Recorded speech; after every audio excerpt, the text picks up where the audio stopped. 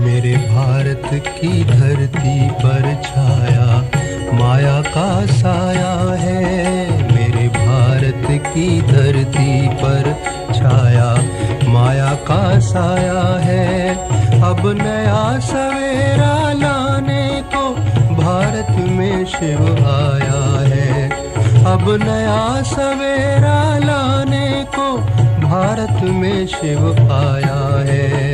मेरे भारत की धरती पर।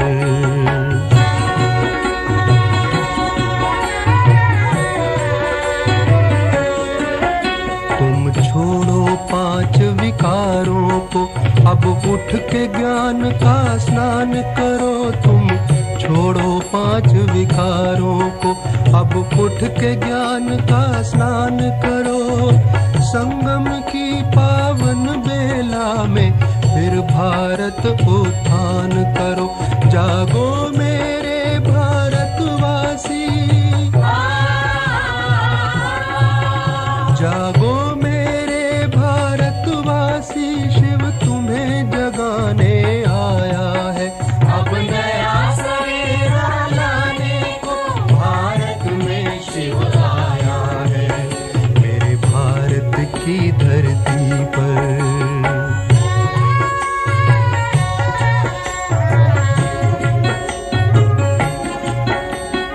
माया में छाए भारत को शिव ने ललकारा है। माया में छाए भारत को शिव ने ललकारा है।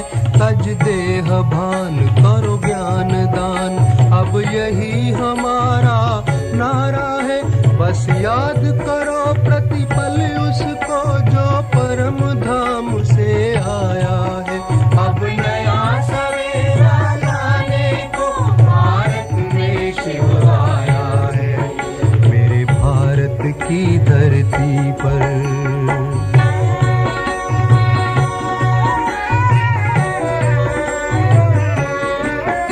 जागो हे देव पुजारी, तुम्हें अब खुद को देव बनाना है। जागो हे देव पुजारी, तुम्हें अब खुद को देव बनाना है। पावन बनकर योग लगाकर ऊंच देव पद पाना है। दे दो उसको तन मन जिसने तुम सबको अपनाया है।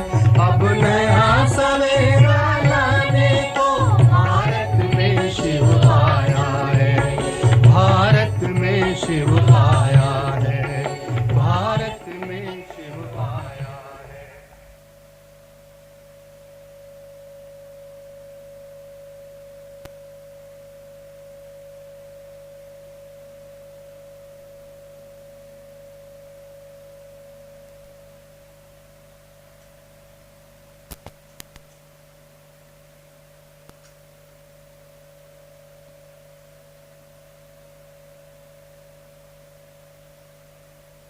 ओम शांति।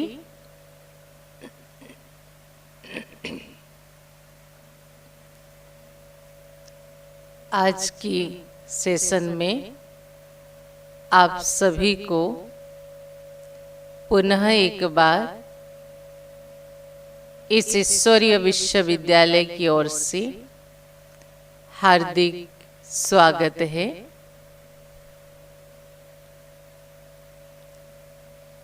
आज हम सब अपनी जन्मों की अथवा भारत के उत्थान और पतन की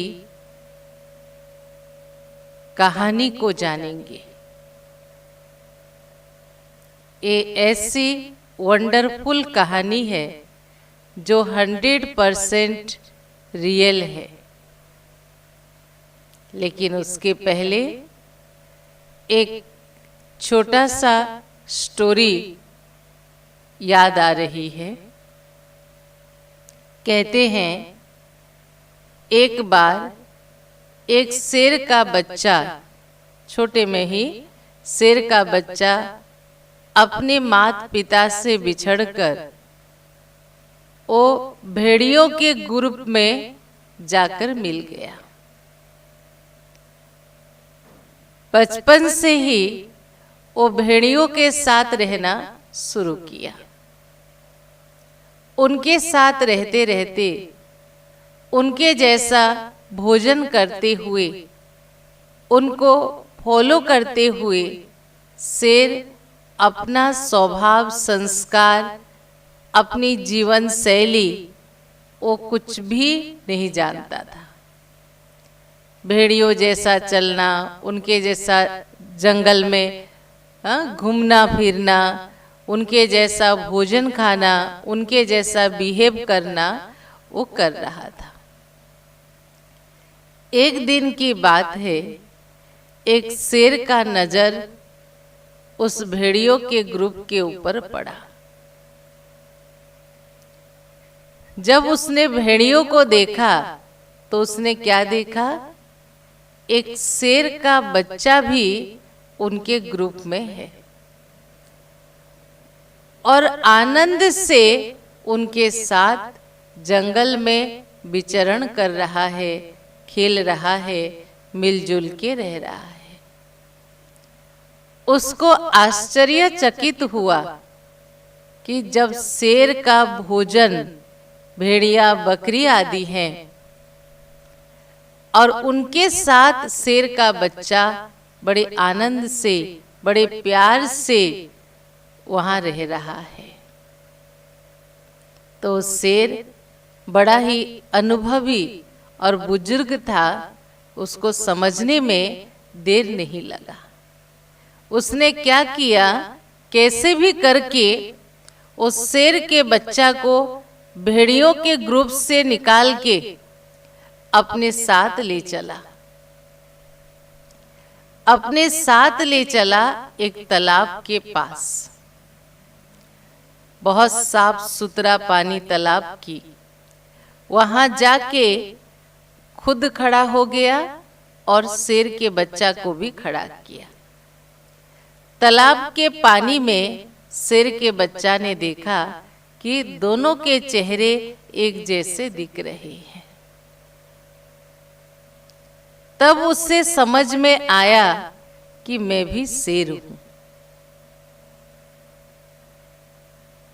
फिर वो वापस शेर के ग्रुप में चला गया।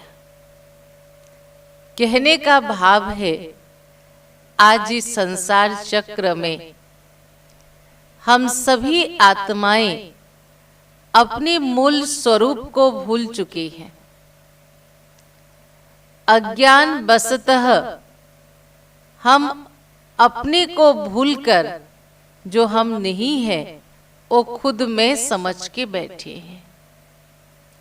अपनी सारी गुण, शक्तियां, पवित्रता, जो भी हमारे में ताकत थी, वो अपने को भूलने के कारण वो सब कुछ खत्म हो गया है।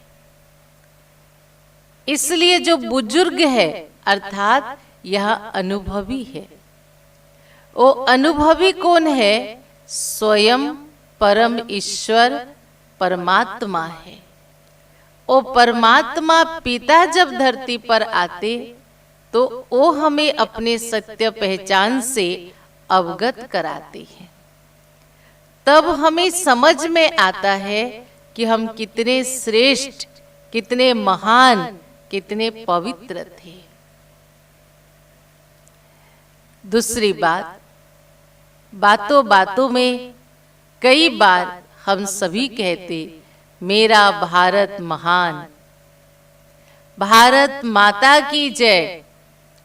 कभी अमेरिका माता की जय, कभी जापानी माता की जय, मेरा जापान महान, ऐसे नहीं कहते। भारत माता की जय, मेरा भारत महान कहते हैं। लेकिन अगर हम थरोली और डेप्थली इसका चिंतन करें तो दूसरी एक गीत याद आती, देख तेरी संसार की हालत, क्या हो गया भगवन, कितना बदल गया इंसान। ये भी हमें सुनने को आता है। तो आज हम दो बातें जानेंगे। मनुष्य आत्माओं के जन्मों की कहानी और दूसरा भारत के उत्थान और पतन की कहानी। तो पहली बात, मनुष्य आत्माओं के जन्मों की कहानी। इस जन्म मरण में कई लोगों की कई प्रकार की मत है।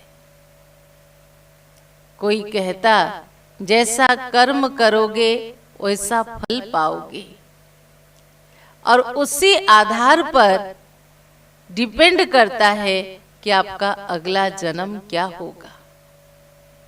फिर कुछ ने कहा, हे मानव, तुम क्यों गलत कार्य कर रहे हो?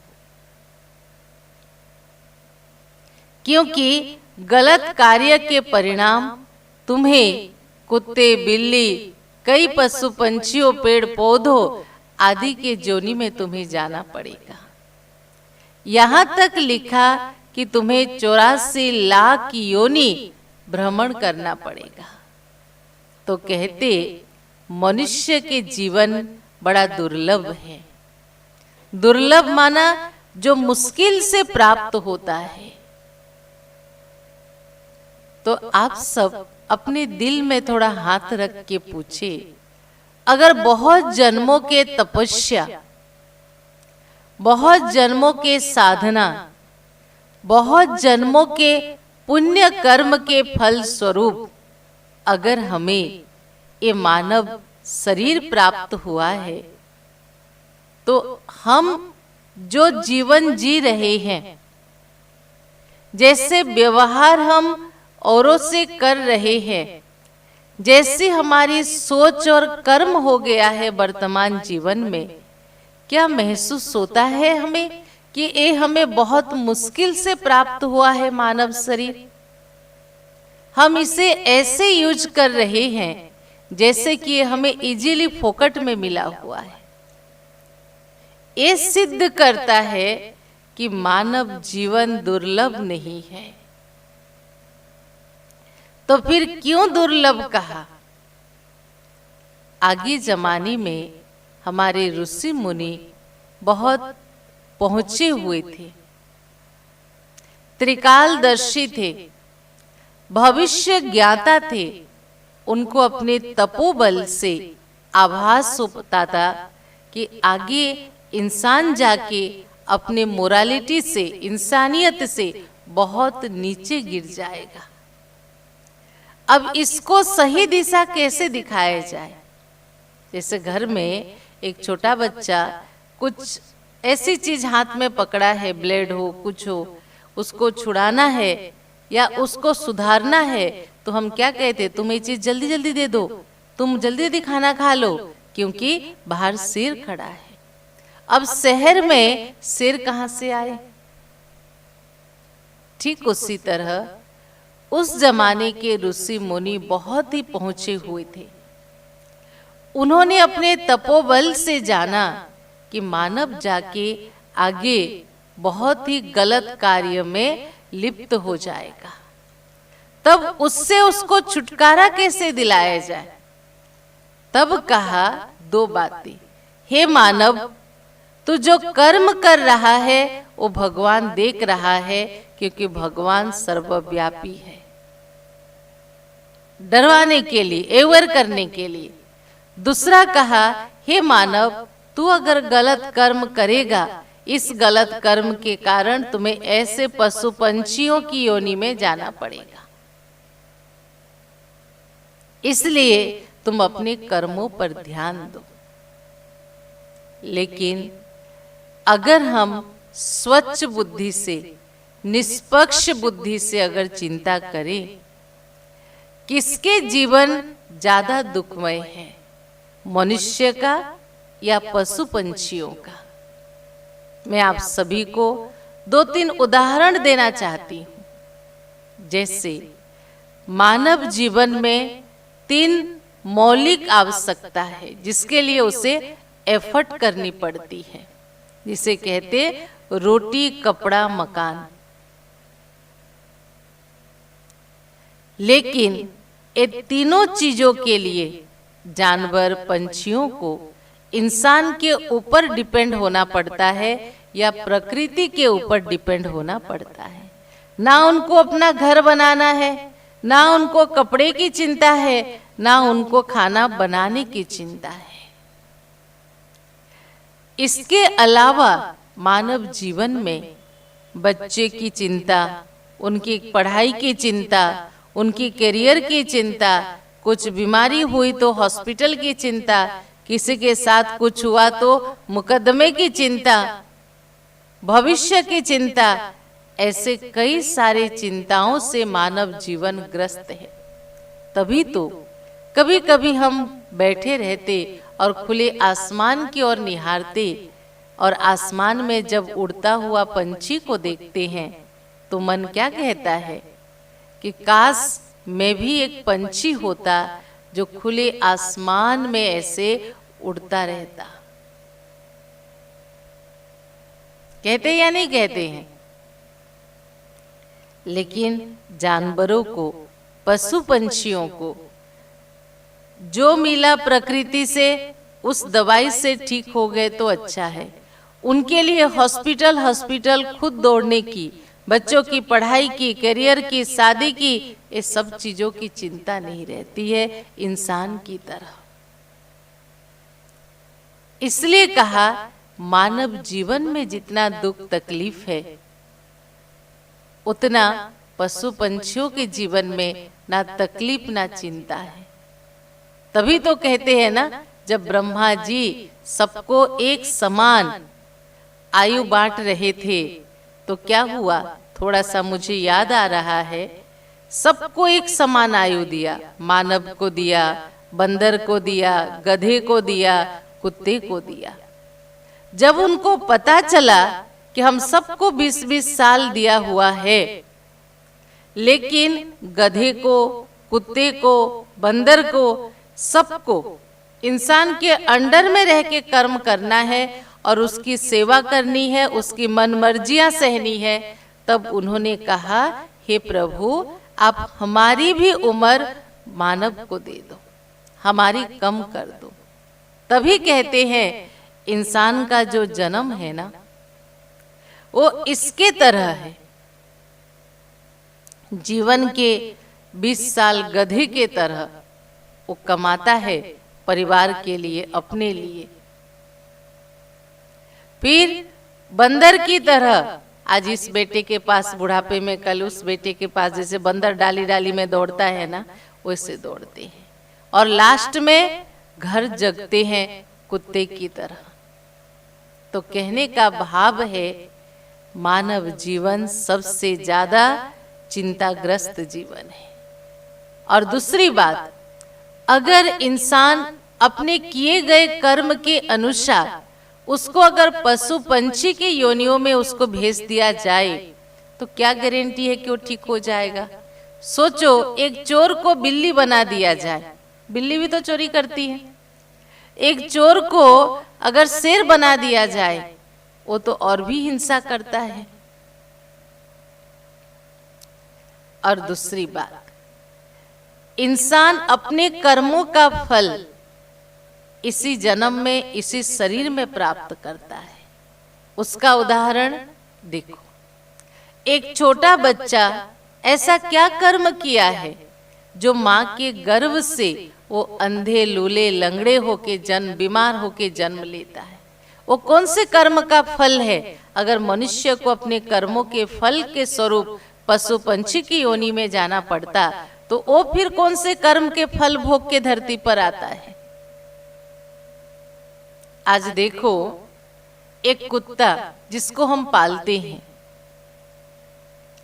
एक रेस वाला घोड़ा जिसके लिए 4-5-6 जने केयर करने के लिए रहते हैं, डॉक्टर रहते हैं।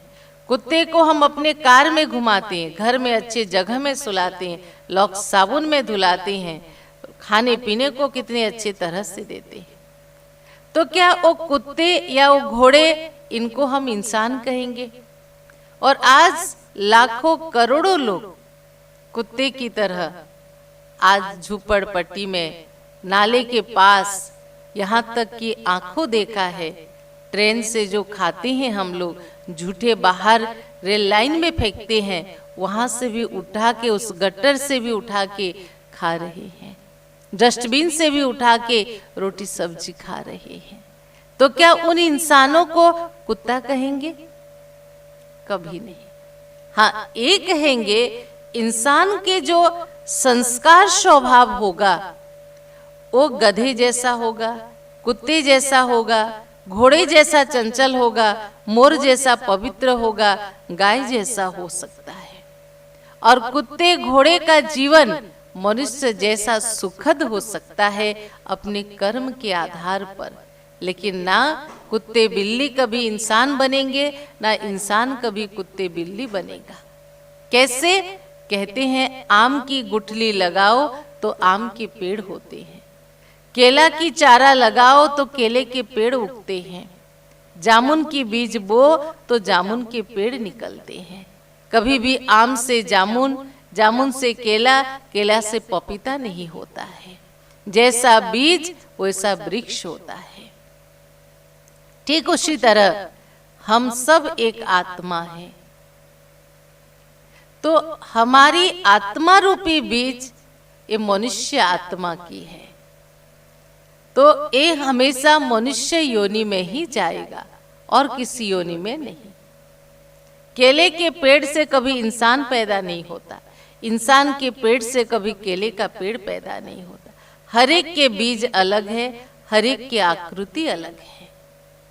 तीसरी बात, अगर इंसान अपने कर्मों का फल पशु पंछियों की योनि में पाता, तो फिर तो इतने सारे पुलिस, जेल, कोर्ट, कचहरी जिसके ऊपर इतने खर्चे हो रहे हैं वो सब खत्म हो जाता, उसकी जरूरत ही नहीं होती है। इसलिए कहा इंसान इंसान ही होता है। एक खुशखबरी हम आपको सुनाते हैं। भगवान कहते हैं इंसान इंसान ही जन्म लेता है, पशु पंछी जानवरों आदि में कभी नहीं जाता है।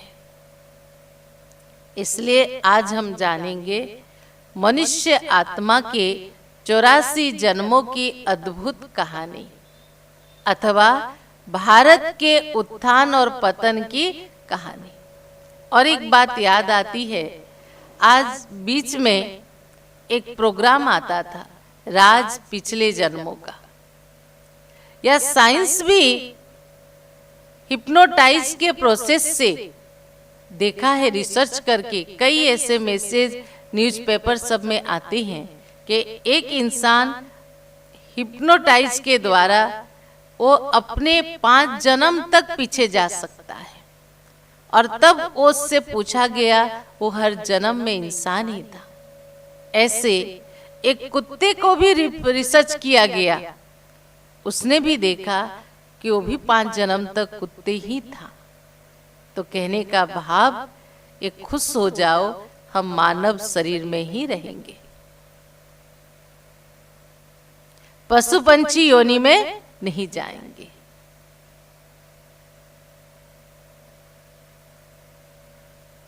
तो देखें चित्र, सभी गौर से देखें।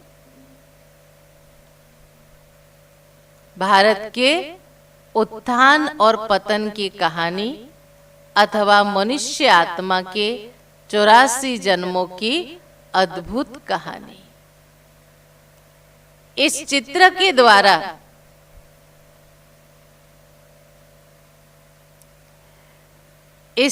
के द्वारा एक सीढ़ी के माध्यम से इस बात को समझाया गया है।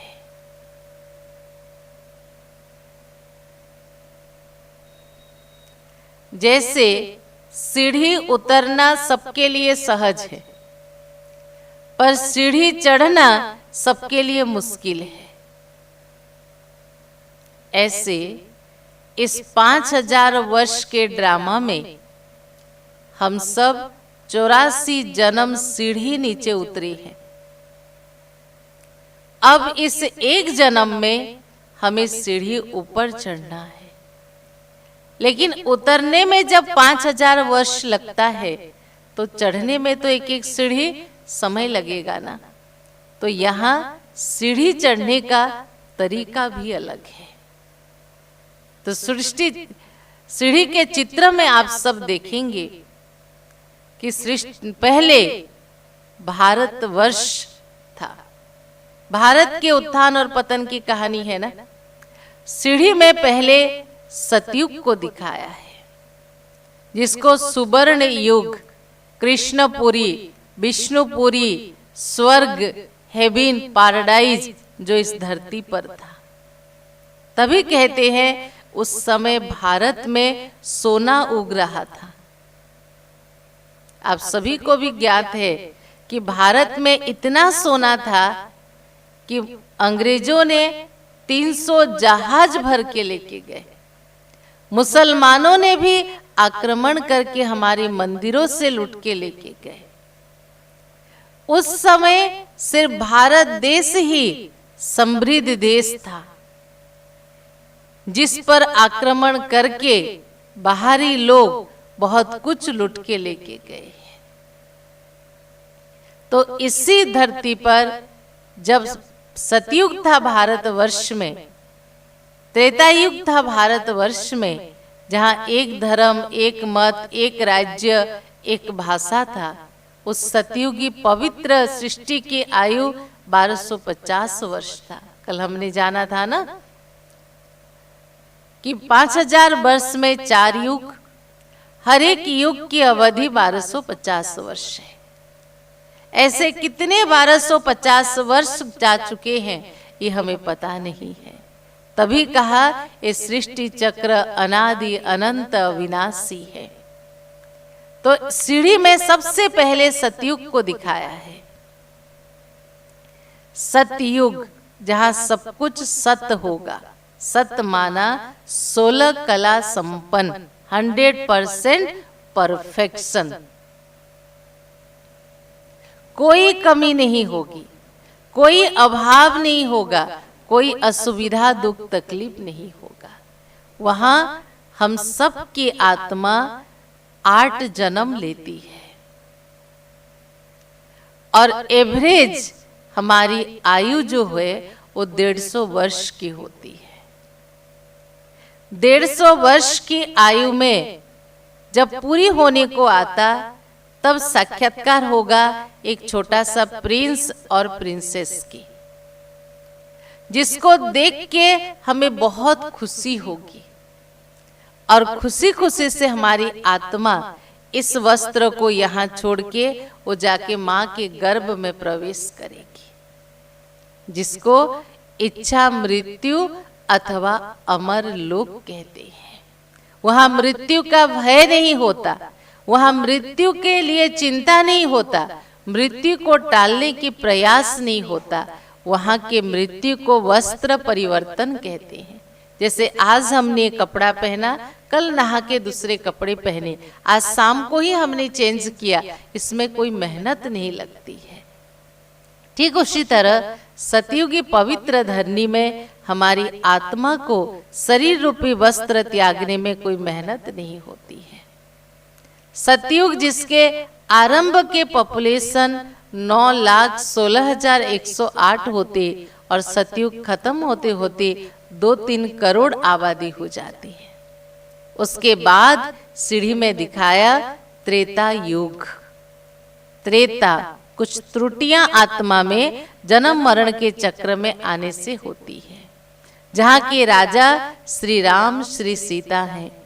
सतयुग के राजा श्री लक्ष्मी श्री नारायण हैं और त्रेता युग में हम सभी की आत्मा चंद्रवंशी के रूप में, क्षत्रिय के रूप में हम यहाँ 12 जन्म लेते हैं।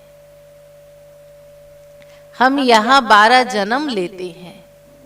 जैसे आज की युग में प्रधानमंत्री, मुख्यमंत्री एक पोस्ट है, कोई भी व्यक्ति बन सकता है। ऐसे सतयुग में जो भी महाराजा महारानी बनेंगे उनका नाम होगा लक्ष्मी नारायण। श्री लक्ष्मी श्री नारायण, विश्व महारानी विश्व महाराजा। ऐसे 8 जन्म में 8 पोस्ट होगा। Lakshmi Narayan the first, second, third, 4th 5 6 7 8। ठीक उसी तरह त्रेता युग में भी 12 जन्म में हमारी एवरेज आयु कम से कम 125 वर्ष के अंदर होती है।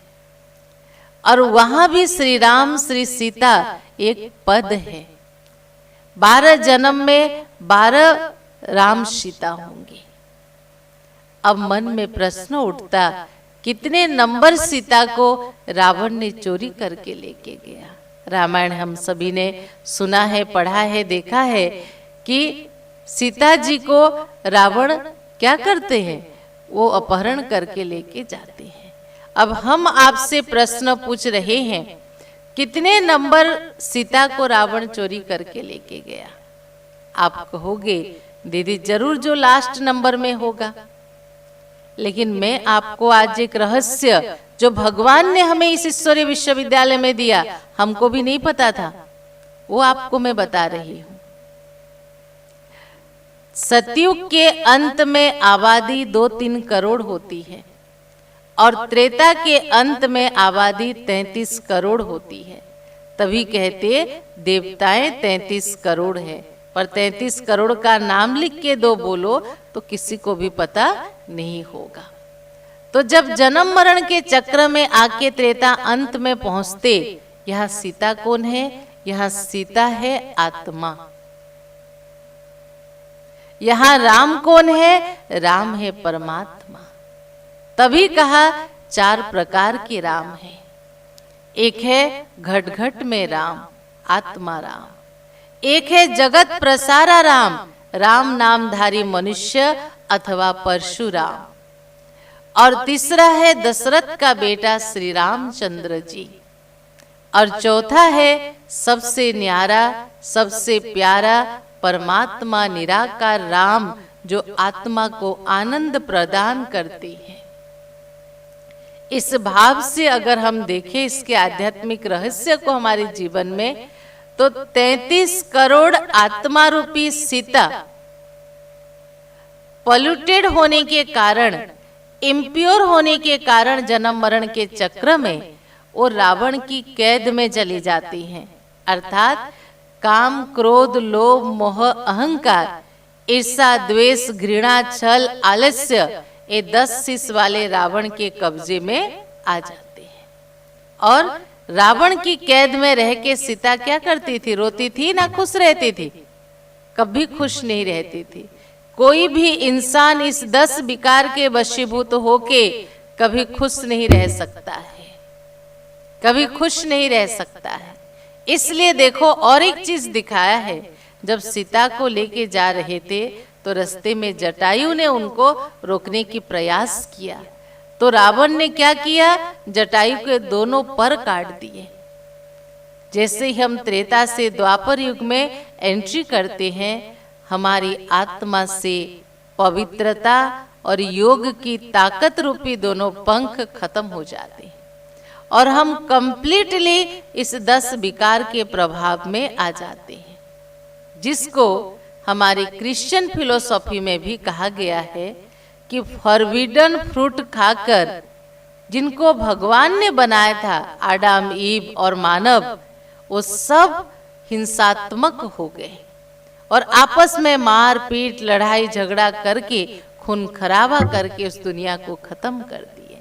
जैसे ही ये 10 विकार मानव के अंदर प्रवेश होने लगते हैं, मानव भी हिंसात्मक बन जाता है, रीढ़ बन जाता है, क्रूर बन जाता है। वो क्या करता है, उसके कर्म से किसको दुख पहुंचता है, वो सोचने की शक्ति उसकी खत्म हो जाती है। इसलिए द्वापर युग में देखो पूजा पाठ भक्ति सब शुरू हुआ। यहाँ धर्मात्माएं भी आए धरती पर। द्वापर युग में हम 21 जन्म लेते हैं। कितने जन्म लेते हैं? 21 जन्म लेते हैं।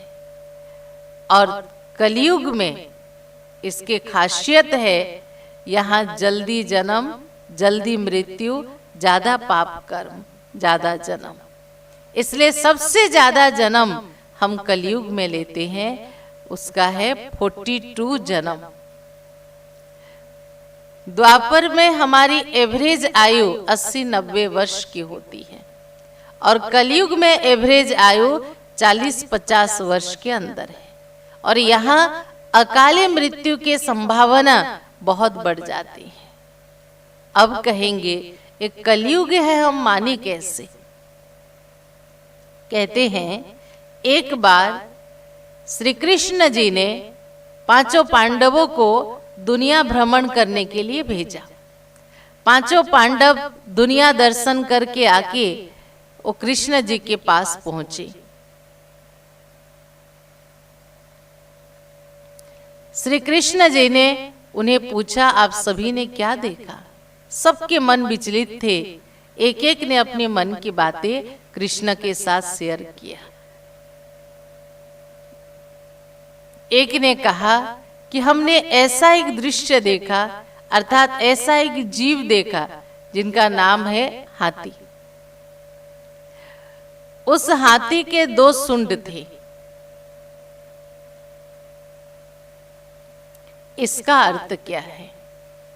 और एक ने कहा हमने 3 कुआं देखा, 1, 2, 3 सेम डिस्टेंस में 3 कुआं है। पहला में पानी है, बीच का सूखा है, तीसरे में पानी उछल रहा है।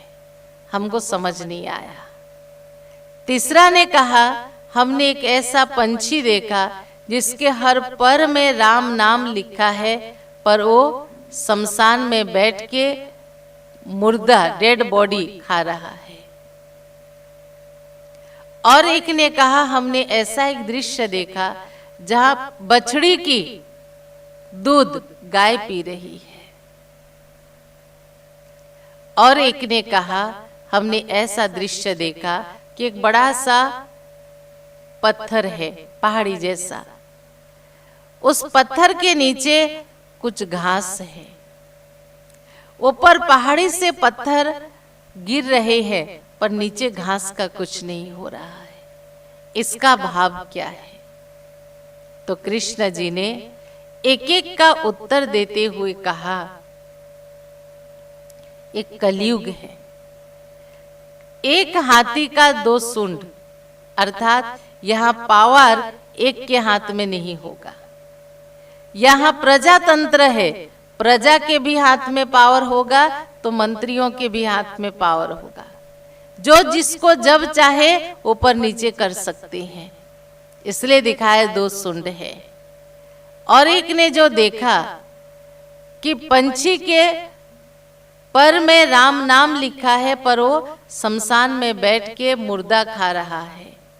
इसका भाव आज बहुत सारे लोग, हम किसी को आक्षेप नहीं कर रहे हैं, पर सच आपको भी पता है, बहुत सारे लोग राम नाम के कपड़े ढक के बैठे हैं, दिन भर राम नाम के धुन लगा रहे हैं और रात को चोरी डकैती स्मगलिंग ये सारे काले कारनामा कर रहे हैं।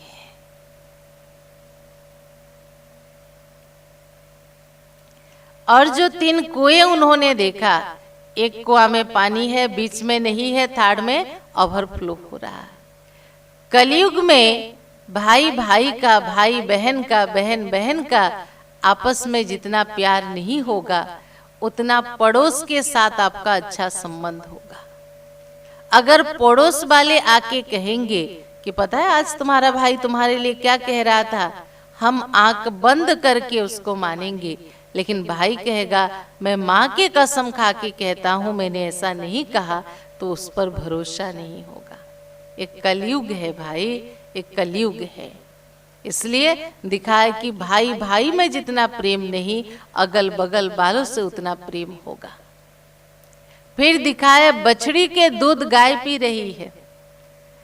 कलयुग में लड़कों से ज्यादा लड़कियों को नौकरी मिलेगी, जो आप सब भी देख रहे हो। इसका अर्थ लड़के बैठे रहेंगे नहीं। और एक भाव है, माता पिता को लड़कों से ज्यादा लड़कियां पूछेंगी, वो उनके संभाल करेंगी। इसलिए दिखाया कि बछड़ी के दूध गाय पी रही है, बच्ची अपने माता पिता की संभाल कर रही है। और एक जो दृश्य देखा, पहाड़ी के पत्थर के नीचे घास है, पहाड़ी से पत्थर गिर रहे हैं, घास का कुछ नहीं हो रहा है। कलयुग में एक चीज का महत्व है, वो है नाम सत्य है। तभी कहते ना राम नाम सत्य है, सत्य है तो सत्य है। अर्थात इस कलयुग में कोई किसी भी धर्म से जुड़े हुए क्यों ना हो, लेकिन भगवान के ऊपर जिनकी आस्था है, विश्वास है, श्रद्धा भाव जिनके जीवन में है, वो जीवन में आने वाली कितनी भी बड़ी परिस्थिति क्यों ना हो, वो सुरक्षित रहेंगे। तो सुना ये कौन सा युग चल रहा है? इन बातों से सिर्फ कलयुग नहीं कहेंगे, अभी घोर कलयुग चल रहा है। घोर कलयुग का समय अभी चल रहा है। तो कलयुग में सबसे ज्यादा पाप कर्म हमसे होते और यहाँ सबसे ज्यादा जन्म 42 लेते हैं। और सीढ़ी चित्र में देखो, लास्ट में क्या किया जाए इस दुनिया की? साधु संत बैठ के चिंता कर रहे हैं, धर्म नेताएं बैठ के चिंता कर रहे हैं, राजनेताएं बैठ के चिंता कर रहे हैं, साइंटिस्ट बैठ के चिंता कर रहे हैं। क्या करे इस दुनिया को, क्या करे इस दुनिया को, कैसे इसको हम सुधारे? लेकिन मारा मारी तो होगी, नेचुरल कैलामिटीज तो होगी, मतांतर, धर्मांतर, देशांतर, जाति भेद, ये तो होना ही हुए। तो फिर क्या करें? इसलिए दिखाया कि इस महाभारी महाभारत लड़ाई के पहले स्वयं ईश्वर, स्वयं परमात्मा इस संगम युग पर धरती पर अवतरित हुए हैं, कलयुगी मनुष्य को संस्कारित करके सतयुगी रहने के लायक देवता बनाने के लिए। इसलिए संगम युग में हमारा एक जन्म है अभी। इस जन्म को द्विज कहते हैं। द्विज, द्विज माना दूसरी बार जन्म लेना। आप देखना हमारे क्रिश्चियन भाई बहनों का भी जन्म से क्रिश्चियन होने के बावजूद भी उनको क्रिश्चियनाइज किया जाता है। ब्राह्मण में भी देखो, लड़का तभी योग्य बनता जब उसके व्रत किया जाता है। ऐसे भले हमने जन्म कलयुग में माता पिता के गर्भ से लिया है, लेकिन ये जन्म हमारा जो है ना, ये संगम योगी श्रेष्ठ ब्राह्मण जन्म है, जो भगवान ने हमें ब्रह्मा मुख के द्वारा दिया है, मनुष्य से देवता, पति से पावन बनाने के लिए। तो ये हमारा दूसरा जन्म है। इसलिए संगम युग में एक जन्म, ऐसे मिलके 84 जन्म। सतयुग 8, त्रेता 12, द्वापर 21, कलयुग 42, संगम 1। यहाँ सीढ़ी चढ़ने का रास्ता कैसे है? राजयोग का अभ्यास और ईश्वरीय ज्ञान की धारणा। ये दो हथियार से, ये दो शक्ति से, ये दो माध्यम से हम इस सीढ़ी को 1 सेकंड में पार करके अपने घर परमधाम जाएंगे और वहां से न्यूशियर पाठ बजाने इस सतयुगी पावन धरती पर आएंगे। क्योंकि अभी परिवर्तन के समय चल रहा है। तो ये है हमारे भारत के उत्थान। जो भारत सबसे श्रेष्ठ, सबसे महान, सबसे धनवान, सबसे खुशवान, सबसे शांतमय देश था, जहाँ हर मानव देव तुल्य थे, कोई अभाव, कोई असुविधा नहीं था। आज वही भारत पतित, कंगाल, भिखारी, भ्रष्टाचारी, अत्याचारी बन गया है। इसलिए कहा ना, यदा यदा ही धर्मस्य ग्लानिर्भवति भारत। जब भारत देश में धर्म ग्लानि होती, तब मैं भारत देश में आता हूँ सत धर्म के स्थापनार्थे और सबके कल्याण करके गति सदगति देने के लिए। तो इस समय इसी देश में, इसी धरती में, जो इतने ऊंच महान देश था, जो आज साधारण हो गया है दुनिया के नजर में, इसी देश को ऊपर उठाने के लिए, इस देश की महिमा बढ़ाने के लिए स्वयं भगवान धरती पर आए हैं। इसलिए भारत को कहा जाता सबसे बड़ा तीर्थ स्थान, क्योंकि इस देश की धरती पर भगवान की अवतरण होता है। तो इतना ऊंच श्रेष्ठ मेरा भारत देश था, उसको पुनः उसके गौरव, पुनः उसके ऐतिह्य को हमें लौटा के लाना है। और इसलिए हम सभी भगवान के सहयोगी हैंड बनना है, भगवान के सहयोगी बनना है। स्व परिवर्तन करके हमें विश्व परिवर्तन का श्रेष्ठ कार्य करना है। इसलिए भाइयों और बहनें, आप सभी आज खुश हो जाओ कि सबसे अविनाशी खंड हमारी भारत देश है। जिस देश में भगवान के अवतरण होता, वो देश का कभी विनाश हो नहीं सकता। उस देश पर कोई विजय प्राप्त कितना भी कोशिश करे, लेकिन कर नहीं सकता। और हम सभी मनुष्य जोनि में ही जन्म लेंगे, पशु पंछी के जोनि में कभी नहीं जाएंगे। तो इसलिए हमें करना क्या है? आज हमने अपने जन्मों की कहानी को जाना, अब हमें करना क्या है? तो भगवान ने कहा, अब नहीं तो कब नहीं, जो करना है अभी करो। ज्ञान को अच्छी रीति समझो, योग की साधना करो, जो करना है अभी करो, क्योंकि जीवन की कोई भरोसा नहीं है। कहते ना, कल कहते कहते काल खा जाएगा, पर हमें पता नहीं चलेगा। इसलिए भगवान कहते, जो करना है अभी करो, अभी नहीं तो कभी नहीं। कल किसने देखा है? कल किसने देखा है? श्रेष्ठ कर्म, इसलिए कहते ना, शुभ कर्म करने के लिए कोई देरी नहीं करो, शुभ कर्म जितना हो जल्दी करो। जब भी मन में कोई अच्छे कार्य करने का संकल्प आए तो तुरंत उसको पूरा करो। अगर वो मोमेंट बीत गया तो फिर वो वापस नहीं आने वाला है, क्योंकि अच्छे विचार, अच्छे संकल्प बहुत कम ही हमारे अंदर आते हैं। तो क्या करें? तो एक बार की बात याद आती है कि एक बार एक मंदिर में शाम की सत्संग हो रही थी, और सत्संग होने के बाद वहां फिर आरती का प्रोग्राम रखा गया था। तो उस दिन का सत्संग था दान पुण्य के महत्व। तो उस सत्संग में आए एक व्यापारी, उसको बहुत प्रभावित किया जब दान की महत्व सुना। तो उसने संकल्प किया कि नहीं, मुझे कुछ आज दान करना चाहिए। तो उसने सोचा, मैं आज 50 मोहर दान करूंगा। ऐसे अच्छी भावना के साथ वो बैठा था। फिर सभी खड़े हो गए आरती के लिए, और सभी लाइन पे खड़े थे। आरती के थाली एक एक करके सबके नजदीक आ रहा था। जब आरती के थाली शुरू हुआ, उन्होंने एक दो व्यक्ति को देखा कि सभी आरती के समय कुछ ना कुछ थाली में डाल रहे हैं। ये तो हम सभी को पता है। तो उन्होंने जब देखा तो उनके मन में विचार आया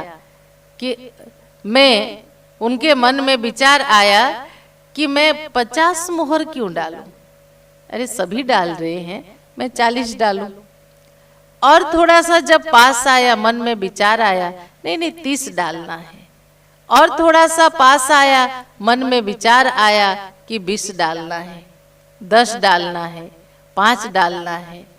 फिर जब उनके पास आके पहुंचा आरती के थाली, पता नहीं उनके मन को क्या हुआ, वो डालने के बदले वहां से कुछ उठा के ले गए कि इतना पैसा थाली में पड़ा है। तो सुना मानव का मन कैसा है। इसलिए कहा, जो करना है सो अब करो, अब नहीं तो कभी नहीं। और उसमें भी भगवान के अवतरण के 83 वर्ष पूरे हो चुके हैं। और आज आप सभी को इस कोर्स के दौरान हम आपसे मिल रहे हैं। आप सब यह ज्ञान की बातें सुनकर भी कईयों को निश्चय नहीं होगा कि पता नहीं यहाँ जो कह रहे हैं वो सच है या नहीं। लेकिन हम क्या हैं, हमारी जीवन तो ऐसा है कि जैसे हम टर्च लेके सूरज को दिखा रहे हैं।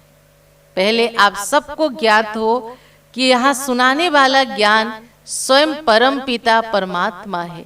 यहाँ हमने कुछ भी आपको नहीं दिया, ना हमारे मन की कोई उपज है। ज्ञान की सभी सार का अर्थ है यहाँ भगवान का दिया हुआ सत्ज्ञान हम आपको दे रहे हैं। इसलिए आप सभी इस ज्ञान को अच्छी तरह से समझो। जो सुनते हो उसको दिन में थोड़ा समय निकाल के उस पर विचार करो, सच्चाई क्या है, तो आपको समझ में आएगा कि सचमुच ये सेल्फ रियलाइजेशन की पढ़ाई है, आत्मनिरीक्षण, आत्म एनालिसिस की पढ़ाई है।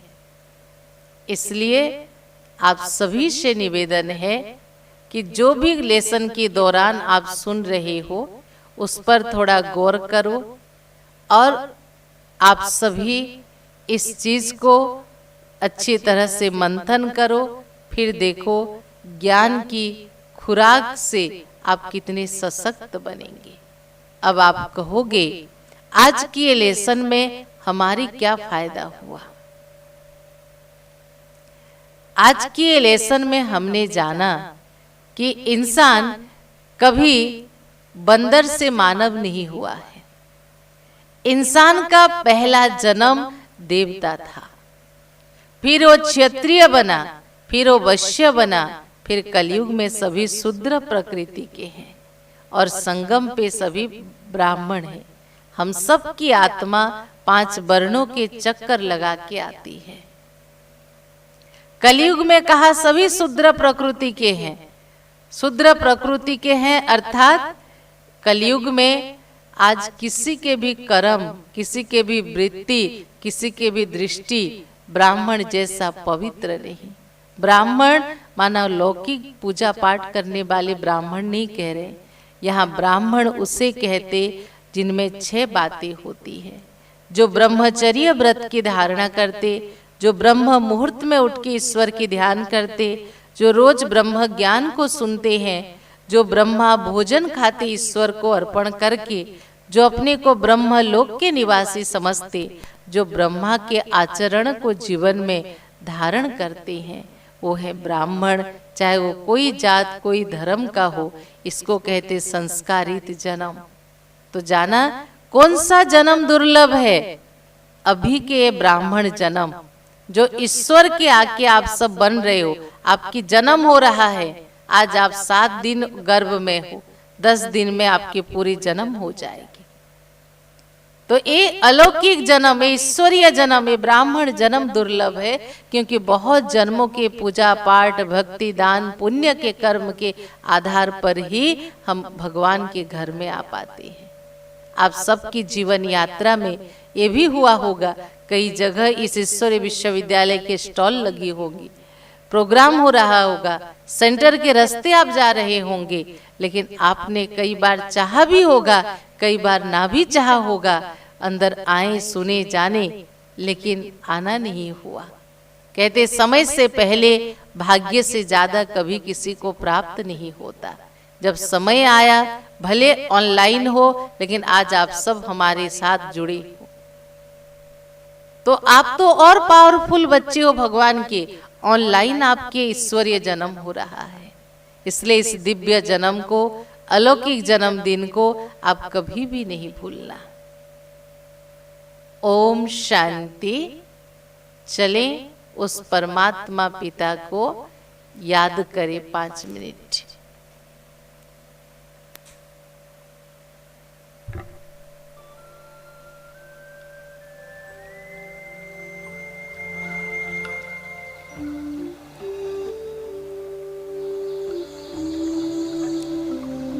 अलर्ट होके बैठ जाएं।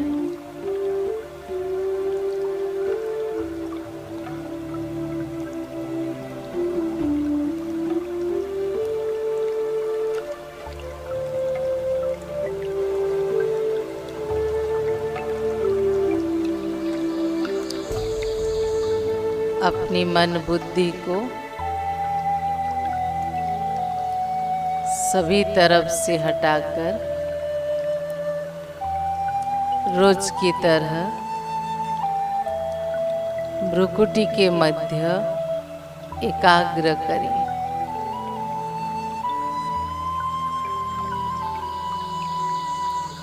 आंखें बंद रहेगी,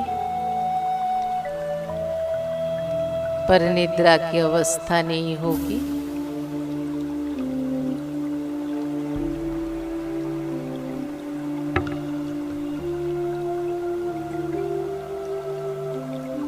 बहुत ही मुस्कुराते हुए चेहरे के साथ अपनी आत्म ज्योति को निहारें।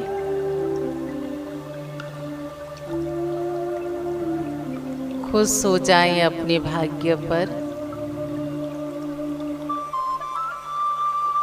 वाह, कितना वंडरफुल मैं आत्मा हूँ।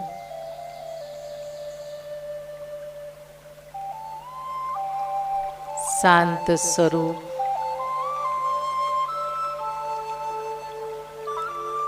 पवित्र स्वरूप,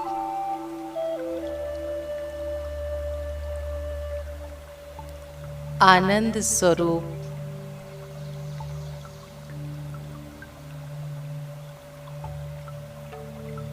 मैं आत्मा हूँ।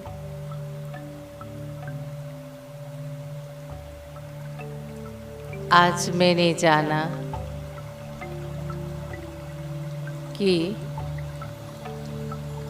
मैं श्रेष्ठ, महान, पवित्र देवात्मा के रूप में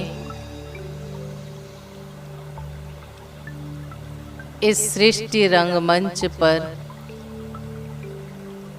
पहला जन्म लिया था।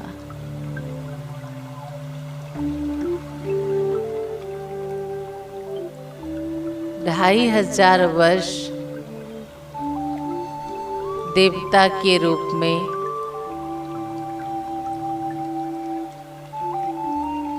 सुख भोगा था।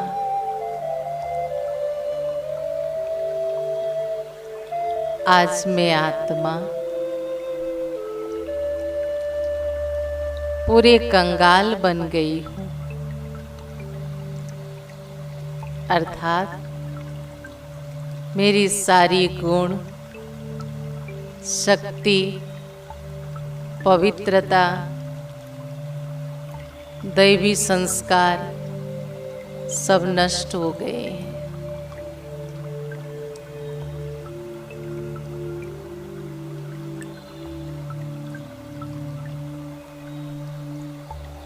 मैं देवता के बदले साधारण मानव हो गई हूँ।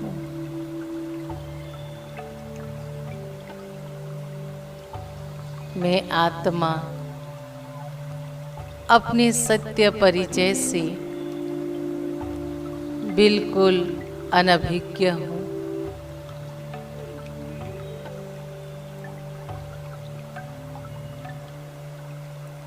स्वयं परमात्मा पिता शिव बाबा ने आकर मुझे रियलाइज कराया, स्मृति दिलाया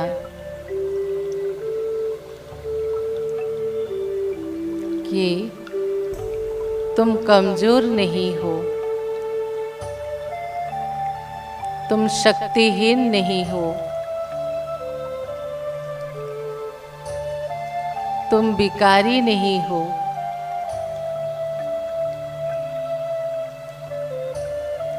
तुम तो सर्वसमर्थ हो।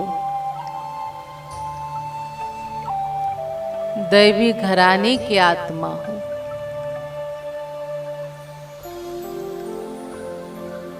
प्यार से उस परम ज्योति परमात्मा को निहारे।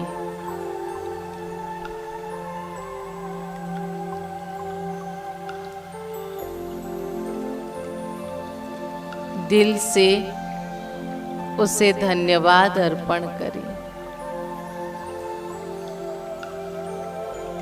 बाबा, मीठा बाबा, आज आपने मेरी आंखें खोल दी।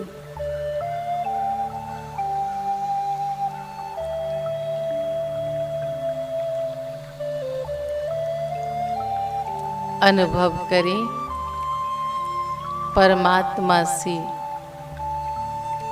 सुख की किरणें निकलकर मुझ आत्मा में प्रवाहित हो रही हैं।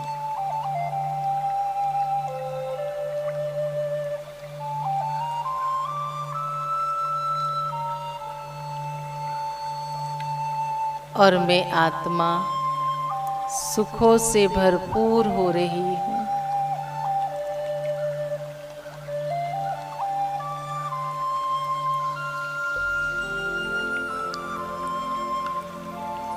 मेरे चारों तरफ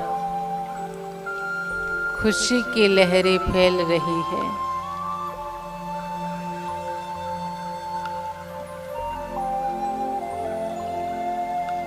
एक खुशनुमा वातावरण के अंदर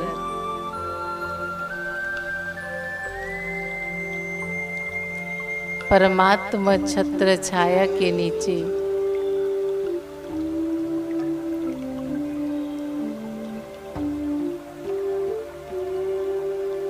स्वयं को सुरक्षित महसूस कर रही हूँ।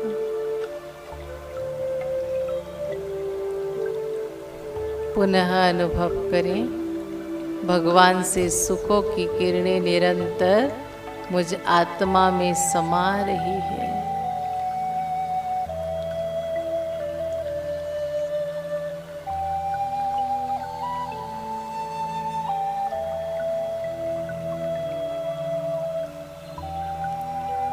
ओम शांति शांति शांति।